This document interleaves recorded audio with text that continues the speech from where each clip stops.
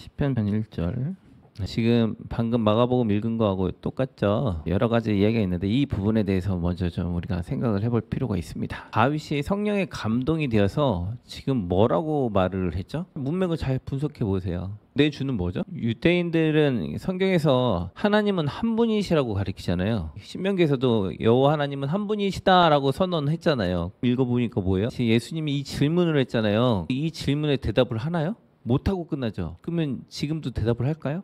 못한다는 소리예요. 왜 못하죠? 해석할 수가 없거든요. 여기서 보면 내가 주에게 말하잖아요. 근데 여기서 여호와는 다윗에게도 어떤 분이에요? 주님이죠. 근데 야훼가 아도나이라고 한단 말이에요. 원어로는 주가 주님께 이야기를 해요. 그러니까 주보다 여호와보다 또 높은 게 누구예요? 아도나이란 말이에요. 주님이란 말이에요. 여호와께서 내 주님께 이야기하시기를, 지금 예수님이 뭐라고 했어요? 다윗의 자손인 메시아가, 올 메시아가 어떻게 다윗의 자손이냐? 이게 뭔 소리죠? 다윗이 지금 내 주님 아도나이 보고 뭐라고 했어요? 주님 그랬잖아요. 주님. 근데 어떻게 다윗의 자손이 어떻게 메시아가 되냐? 이 말을 한 거예요. 이해가 되세요? 예를 들면 자동차 옛날 포니가 나왔어요. 요즘에 막 좋은 차들 많잖아요. 자동차 업계에서 메시아가 되려면 포니보다 서열이 올라가야 될까요? 내려가야 될까요? 올라가야 되잖아요. 근데 얘는 후세대잖아요. 근데 어떻게 올라가요? 말이 안 되잖아요. 다윗이라고 하지 않고 아담이라고 할게요. 아담이 내 주께라고 말을 한다고 할게요. 아담의 후손이 어떻게 메시아가 돼요? 여러분이 예수 그리스도를 믿는다고 하잖아요. 이 예수 그리스도는 신인 거예요? 인간인 거예요? 유대인들은 계속 고수하는 게 뭐라고요? 하나님은 한 분이에요. 그러니까 인간은 신이 될 수가 없어요. 그러면 그리스 로마 신화를 쳐봅시다. 세속적인 신간은 어떻게 인간이 반신반인이 되죠. 그래가지고 어떻게 애들도 낳고 막 그러잖아요. 그거대로 하면 신이 될 수 있나요? 그리고 반신반인이라고 합시다. 그리스 로마 신화를 적용했다고 쳐요. 그럼 그 자손이 메시아가 될 수가 있나요? 반신반인 자손들이 나와서 그 사람이 다시 온 세상의 구원자가 될 수 있을까요? 그것도 말이 안 되죠. 지금 이 장면에서 예수님의 이 질문에 유대인들이 걸려 넘어져요. 그래가지고 유대인들이 뭐라고 하냐니까 기독교인들이 원어를 잘못 해석해서 그렇다. 뜻을 잘못 해석해서 그랬다라는 거예요. 그 사람들 입장에서는 해석을 잘못했든 안 했든 요지는 뭐예요? 너의 아들이 메시아가 될 수 있느냐? 이거 물은 거잖아요. 너의 자식이 메시아가 돼서 그 사람이 상대방을 자손을 갖다가 메시아라고 할 수 있느냐? 이 소리 하고 있는 거잖아요. 문맥상. 그거에 대한 랍비들에게 질문을 했고 랍비들은 지금 대답을 못 하고 있다는 거잖아요. 문맥 흐름상. 이건 단어의 번역을 떠나서 문맥의 흐름에 대한 이 요지는 똑같잖아요. 단어를 뭐 이렇게 했든 저렇게 했든 결론은 아빠가 너의 자식을 갖다가 메시아라고 할 수 있는가? 라고 했을 때 그게 합당하냐? 라고 했을 때 그에 대한 답변을 못했다라는 소리인 거예요. 이게 지금 그렇다고 한다면 지금 예수님께서 이들에게 질문을 했을 때 이들이 첫째 대답을 못한 거는 논리적으로 항변할 수가 없고, 예수님께서 원하는 거는 자신들이 스스로 쌓아놓은 신학적인 탑이 있죠. 자기 철학적인 생각, 그 생각에서 무너지길 원하신 거죠. 우리는 내가 개인적으로 갖고 있는 신앙관과 가치관들 있잖아요. 각자 있단 말이에요. 각자 종교관이 있어요. 교회관이 다 달라요. 예를 들어서 제가 이게 프리하게 이렇게 뭐 옷을 이렇게 입고 다닌다고 칩시다. 그러면 어떤 분은 이렇게 생각해요. 어디 목사가 예배당에 이렇게 해요. 어떤 분은 이렇게 입고 다녀도 아이 뭐 어때? 이렇게 생각하는 분도 있어요. 이게 종교관이란 말이에요. 가치관 누구나 있어요. 그래서 어떤 분은 일주일에 한 번만 예배드리면 돼 이런 분도 있고, 어떤 분은 밥 먹듯이 드려야 돼 이런 분도 있단 말이에요. 다 가치관이 있는 거예요. 그러면 그 가치관이 예수 그리스도의 앞에 왔을 때 무너지는가 안 무너지는가, 지금 이걸 보는 거예요. 우리는. 그러면 예수님께서 이 질문을 랍비들에게 했는데 랍비들이 대답을 못해요. 왜요? 자기들이 갖고 있는 가치관으로 하나님에 대한 이해의 폭을 용납할 수가 없어요. 신약이라는 접근 안에서 많은 신앙의 선배들이 이거에 대한 답변을 쓰기 시작을 했죠. 이게 정리가 안 되면 어떻게 될까요? 구원에 대한 개념이 없어요. 유대인들은 아직도 메시아가 오길 기다리고 있죠. 온 세상 사람들이, 여러분 종교가 다 없는 사람들이 지금 이렇게 길 다니기도 하잖아요. 자, 종교 없다고 칠게요. 근데 종교 없는 사람들이 진짜 종교가 없을까요? 돈을 벌으려고 하는 이유가 뭐죠? 잘 먹고 잘 살려고. 그럼 그 사람에게 종교는 뭐예요? 자기 자신이나 돈인 거예요. 종교란 건 다른 게 아니라 나를 위해서 갖고 있을 때 종교가 되는 거예요. 내가 건강에 대해서 집착하면 건강이 종교가 되는 거고, 대인관계에 집착을 하면 대인관계가 종교가 되는 거예요. 유튜브를 집착하면 유튜브가 종교가 되는 거고, 하나님 대신 그 자리에 집착하는 모든 것이 종교가 된다라는 가정을 우리는 동의를 합니다. 우상이라는 건 다른 게 아니라 내가 하나님보다 더 사랑하는 게 우상이 되는 거예요. 자식인 사람도 있어서 자식을 떠받치는 사람도 있잖아요. 있잖아요. 그렇다면 각자의 종교의 개념을 갖고 있는데 그것들이 나를 구원해 준다고 생각을 하는데 돈 많은 사람도 죽죠. 건강을 따지는 사람도 늙어가죠.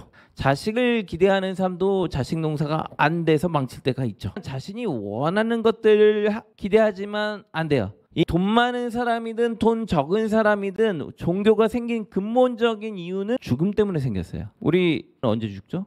내일 죽을 수 있죠. 오늘 죽을 수도 있고 100년 후에 죽을 수도 있어요. 그건 사람이 정해놓은 게 아니에요. 하나님이 없다는 가정하에서도 모든 인간은 죽는다는 거에 동의를 해요. 인간이 돈 때문에 살 수 있나요? 예수 그리스도를 왜 믿냐면 죽은 다음에 부활하는 것에 대해서 믿어요. 죽지 않았는데 믿는 거잖아요. 여러분 아파트 체험관 같은 거 가서 경험들을 하잖아요. 아파트 모형 만들어 놓는데 가서 그것들 경험을 하죠. 여러분들이 느끼는 삶 속에서 부활이신 예수 그리스도를 만났을 때 어떤 현상이 생기게 되겠죠? 부활했을 때 경험에 대한 간접적인 현상들이 일어날 수가 있겠죠. 예수 그리스도를 믿는다라는 거는 하나님께서 우리를 어떻게 하실까에 대한 거예요. 그건 이제 먼 이야기고 다시 예수님의 이 이야기 논지점으로 오면 유대인들은 믿는다고 했는데 뭘 기대냐면 메시아가 오길 기대하고 있는데 안 온다고 생각을 하고 있어요. 여러분들은 메시아이신 예수 그리스도가 왔는데 내 삶 가운데 지금 왔냐 안 왔냐에 대한 거예요. 유대인들은 안 올 메시아가 오려고 하는 것에 대한 이야기라면 우리는 예수 그리스도가 지금 왔는데 내 옆에 있느냐 없느냐에 대한 거예요. 여러분들이 예수 그리스도를 믿는다면 그분께서 옆에 계실까요? 안 계실까요? 여러분 마음에 계실까요? 안 계실까요? 그것을 어떻게 알죠? 성경에 써 있거든요. 내가 너와 함께 하리라. 네 마음 가운데 거하리라. 요한계시록에 언급이 돼 있단 말이에요. 아까 전에 제가 아파트 들어가지 않는데 어떻게 하냐고 했잖아요. 예수 그리스도가 메시아이심을 믿는 자마다 그 마음 가운데 하나님께서 임하시는 거예요. 유대인들이 신학적으로 똑똑했지만 예수님에 대해서 자신이 갖고 있는 말들과 생각들이 있다 보니까 그리스도를 자신의 종교관에 의해서 받아들이지 못하니까 내쳐버린 거예요. 내쳤어요. 그래서 예수 그리스도를 못 받았어요. 여러분들 각자마다 종교관이 있다고 했어요. 자기마다 가치관이 있는데 문제는 그리스도께서 여러분들 안에 계심을 받아들이지 않는다면 교회를 나와서 예수 그리스도께서 구원이자이시고 그런 것들을 믿는다고 하지만 유대인들처럼 내치는 꼴이 돼버리는 거예요. 그러면 다시 왜 우리가 예수 그리스도가 메시아임을 확증해야 되는가? 예수 그리스도께서는 자신이 죽었다가 부활하심으로 그가 하나님이신 것을 증명하셨어요. 온 인류 역사 가운데 죽었다가 자기가 메시아임을 증명한 사람은 없어요. 우리나라에 이단들 많잖아요. 그 사람들이 죽었다가 살아나면 메시아임을 증명할 수 있을까요? 죽었다 못 일어나죠. 늙어가고 있습니다. 부활해서 증명하지 못해요. 그렇다면 우리가 히브리서 3장으로 한번 가볼게요. 여기 보시면 내용의 흐름이 뭐죠? 하나님께서 메시아이신 구원자를 세우셨고 그를 통해서 온 인류를 구원하고 계시다라는 거예요. 멜기세덱 반차가 나왔어요. 멜기세덱이 뭐죠? 원래 제사장은 누구 지파에서 나와야 돼요? 레위 지파에서 나와야 돼요. 근데 멜기세덱은 어디예요? 지파가 이방인이에요.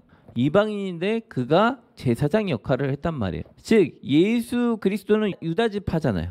레위인이 아니에요. 유다 지파인데 하나님께서 그를 사용해서 멜기세덱의 반차를 통해 하나님께서 대제사장으로 사용하셨다라는 것을 이야기하고 계시는 거예요. 다윗은 이해해서 말을 한 거예요. 근데 유대인들 다윗의 자손들은 다윗이 왜 그런 말을 했는지 이해를 못해요. 다윗은 이해했어요. 내 자손 가운데 나온 메시아 이분이 나의 주님이시다. 나의 주님이다 라고 말을 하고 있는 거예요. 그분이 우리를 구원하실 분이시다. 그분은 어떤 존재인가? 하나님과 동등한 존재로서 주가 주께 말씀하시기를 하고 존칭어를 더 사용해서 올렸단 말이에요. 유대인들은 아직도 삼위일체에 대한 개념이 없지만 다윗은 성부, 성자, 성령에 대한 개념이 확실을 했기 때문에 이 언급이 있는 거예요. 유대인들은 아직도 삼위일체 개념이 없어요. 그냥 일신론이에요. 하나님 한 분만이 통치하신다. 이 개념이에요. 근데 그 개념을 갖고 있는 상태에서 구약 시편 110편 이 1절을 읽어도 이해가 안 돼요. 그런 구절들이 계속 구약에서 나온단 말이에요. 하나님은 한 분이라고 했는데 계속 여러 가지 장면들이 나오니까 헷갈려 하는 거예요. 왜냐하면 자신의 신앙과 가치관으로 하나님을 이해할 수가 없거든요. 그래서 이걸 다시 이제 우리한테 갖고 옵니다. 갖고 와서 보면 자 여러분들 마음 가운데 구원자이신 예수님을 받아들일 때 그분은 인간이지만 조물주로서 우리의 구원자이심을 받아들일 수 있는 탁월함이 있다면 그것이 진정한 신앙에 있어서 핵심이다라는 것을 우리에게 지금 선언해주고 있는 거예요. 그런 상태에서 마가복음을 다시 가보면 이들이 신학적으로 높은 지식들을 갖고 있었어요. 많은 것들을 철학적으로나 지식적으로나 굉장히 똑똑한 사람들이란 말이에요. 우리로 따지면 서울대 법대 판사 출신들만 모여있는 사람들이에요. 여기서 회의를 하고 있는 거예요. 예수님이 근데 뭐라고 말을 하냐면 이들에 대해서 뭐라고 말을 해요? 1장 38절 이들의 특징이 어떻죠? 왜 긴 옷 입고 다녀요? 왕들이 왜 긴 옷 입고 다녔죠? 우리나라 조선 시대 때 보면 양반들 옷이 어때요? 여기가 길고 좀 가난할수록 여기가 짧고 그리고 노비들은 이렇게 단순한 하얀색인데 양반들은 막 옷 치렁치렁 해가지고 계속 늘리잖아요. 왜? 자기는 비단 옷 입고 있잖아. 화려함을 가시하는 거예요. 그러니까 여기에서 긴 옷 입고 다닌다는 건 뭐예요?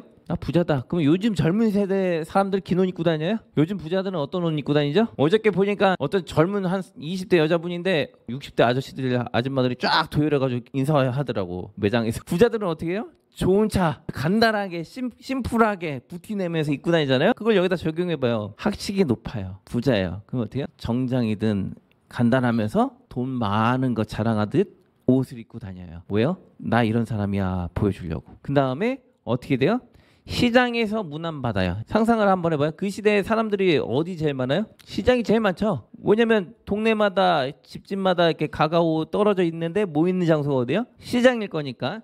그럼 시장에서 부티나는 옷을 입고 가면 우리나라도 옛날에 그랬잖아요. 양반 지나가면 어떻게 다들 가면 인사하면서 막 아유 안녕하세요 이렇게 하잖아요. 지금 뭘 좋아하는 거예요? 인사받고 관심받고 존경받고 존칭 얻는 거 이런 거 좋아하는 거예요. 티내는 거. 사람들의 칭찬과 명예와 권력 집중되는 걸 원하는 거예요. 그 다음에 30절 가니까 회당의 높은 자리. 이 사람들이 그때 당시의 회당은 어떤 일을 하죠? 회당이 뭐를 했죠? 사람들을 교육하는 기관이잖아요. 교육기관이 없잖아요. 그러면 거기에서 높은 자리에 앉는다는 건 뭐예요? 학식이 풍부해서 내가 가르쳐야 돼. 내 말을 들어 하면서 항상 나는 그 자리에 가야 되는 거죠. 그러니까 사람들이 높은 자리에 와서 자기 이름을 드러내고 앉는 걸 좋아하는 거예요. 요즘 인간의 본성에 대한 꼬집는 문제잖아요. 이게 지금 예수님께서 네 마음을 봐! 이 소리 하고 있는 거잖아요. 네 마음 상태를 봐! 이 이야기하고 계신 거잖아요. 잔치집에 가서 윗자리에 갔는데 파티장에 갔어요. 파티장에 가서 사람들이 제일 많이 모여있잖아요. 그 파티장에 가서 나 알아주는 거 여기 앉으시죠? 상석입니다. 제일 좋은 자리. 이런 데 앉는 거 이거를 누가 원해요? 서기관들이 원했어요. 당시 서기관은 상류층 1%. 돈 있고 명예 있고 권력 있고 지식 있는 상류층. 이런 사람들의 특징이에요. 근데 돈과 명예를 유지하려면 뭔 짓을 해야 돼요? 40절 가부의 재산을 삼켜요. 쉽게 뺏을 수 있는 사람들 뽑아와야 되잖아요. 약한 자들 그들의 돈을 갖고 와요. 길게 기도해요. 어디서? 길게 기도하는 게 나쁜 게 아니에요. 어디서 기도해요? 다 보이는 데서. 38절에서 40절에 있는 내용은 어떤 내용이에요? 이 사람의 속마음은 시꺼멓죠. 아주 까맣잖아요. 이거 보세요. 반대로 읽어봐요. 어때요? 속은 썩었는데 겉은 이쁘게. 칭찬받는 거 되게 좋아하고 낮은 자리에 있으면 못 참아. 올라가야 돼. 윗자리에 항상 좋은 자리에만 앉아야 돼. 더러운 자리에 있으면 힘들어해. 그리고 남의 돈 뺏어. 그리고 포장을 자꾸 해. 그럼 이 사람 상태는 어떤 거예요? 부패한 거죠. 심리학 용어에서는 방어 기제 이런 말 쓰는 경우가 있어요. 그게 뭐냐면 제가 상담하다 보면 사람들 중에 자기 문제를 이렇게 말로 잘 가려요. 그래서 문제를 가리는 걸 방어 기제 뭐 이런 표현을 하는데 이 사람들은 지금 보니까 자신의 더러움을 수단과 방법을 동원해서 다 가린 거예요. 근데 이런 양상이 어디에서도 벌어지냐면 35절에 예수님의 질문에 대해서도 대답을 못하는 거에서 벌어지는 걸 볼 수 있어요. 41절로 본론으로 다시 넘어가죠. 헌금 이야기가 갑자기 나와요. 헌금을 보니까 헌금은 사실 누가 제일 많이 했어요? 바리새인들과 서기관들이 제일 많이 했죠. 왜? 부자니까. 예수님은 뭐라고 평가했죠? 그 사람은 전 재산을 냈고 하루 먹고 살아야 되는 딱 2,000원 있는 걸 그걸 다 기부했어요. 근데 부자는 돈이 넘쳐 흘러. 그죠? 그러니까 헌금의 액수가 중요한 게 아니라 하나님께 마음에 대한 액수가 중요한 거잖아요. 마음에 대한 액수. 돈이 중요한 게 아니라 하나님을 향한 마음이에요. 자, 그러면 하나님을 향한 마음을 봅시다. 이제 마음만 볼게요. 세 가지 이유가 있었는데 첫 번째는 다윗이 메시아에 대한 이야기를 할 때 하나님을 진정으로 사랑했다면 이 부분을 찾으려고 노력을 해야 돼, 안 해야 돼요? 노력해야죠. 자신이 하나님을 발견하고 하나님을 내 앞에 모시려고 노력을 해야 돼요. 근데 안 했죠. 두 번째, 자신의 더러운 마음 상태를 발견해서 해결하려고 해야 돼요? 아니면 자꾸 덮으려고 해야 돼요? 해결하려고 해야죠. 그래서 자기를 깨끗하게 해서 하나님을 보려고 해야 되는 거잖아요. 하나님을 보려고 하지 않고 종교라는 것을 수단으로 이용해서 사람들한테서 칭찬과 존경만 받으려고 하는 거네요. 교회에 와서 뭘 해요? 위로만 받고 자기 더러운 마음을 덮기만 하려고 하는 거예요. 세상에 가서 하나님의 영향력을 나타내기 위해서 자신의 본질적인 문제를 파헤치지는 않고 교회 와서도 자기의 더러움을 파헤치지 않아. 그냥 놔둬. 그리고 이건 놔둔 상태에서 여기서 위로만 받고 가. 자신의 더러움은 해결도 안 해. 그래서 어떻게 하나님에 대한 간절함이 없어요. 하나님 앞에 정성을 다해서 드리는 게 아니라 이 정도 2천만 원 뭐까지 거 하고 내리죠. 돈이 있으니까 여유 있는 상태에서 하는 거예요. 혼신의 힘을 다하는 게 아니라 여유 있는 상태에서. 그러면서 갑론을박만 해. 교회가 이렇다 저렇다 이렇다 저렇다 저 사람이 이렇다 저렇다 계속 평가만 하고 다녀. 그럼 이 사람은 하나님을 만날까요? 종교 생활을 할 수 있죠. 하나님은 만날 수 없는 거예요. 하나님을 만나려면 어떻게 되냐면 혼신의 힘을 다해서 마음을 다하고 뜻을 다하고 힘을 다해서 하나님을 알으려고 해야 되는 거죠. 그러려면 자신이 걸려 넘어지는 말씀의 걸림돌이 무엇인지 찾고 그거를 파서 해결하려고 해야 되고, 첫 번째는. 두 번째는 자신의 더러운 마음 상태를 알고 그 마음 상태를 없애려고 해야 되죠. 그 상태에서 혼신의 힘을 다해서 하나님 앞에 드렸을 때 그것이 진정한 하나님을 만나는 예배가 될 텐데 그것이 안 되니까 종교인이 되고 종교 생활을 하는 거예요. 저는 우리 교회 성도들이 종교인이 되길 원하지 않아요. 교회 다니는 사람들 넘쳐나요. 신앙생활을 하나님과 생동감 넘치는 삶이 신앙인 사람이 아니라 그냥 교회만 다니는, 그래서 우리 그런 말 많이 듣잖아요. 잡사니 먹사니 뭐 이런 소리 많이 듣잖아요. 왜 그런 소리가 나왔어요? 말과 행동이 다르니까. 이거는 마음 아픈 회개해야 될 부분이에요. 이 부분을 우리에게 보여주신 거예요. 너의 상태가 하나님 보시기에 정직하지 않다면, 바로 서지 않는다면 서기관보다 나은 게 뭐 있냐. 그래서 우리가 예수를 믿는다면 정말 어떻게 잘 믿어야 될 건가, 어떻게 살아야 될 건가, 이 고민을 해봐야 될 것 같습니다. 같이 기도하시겠습니다.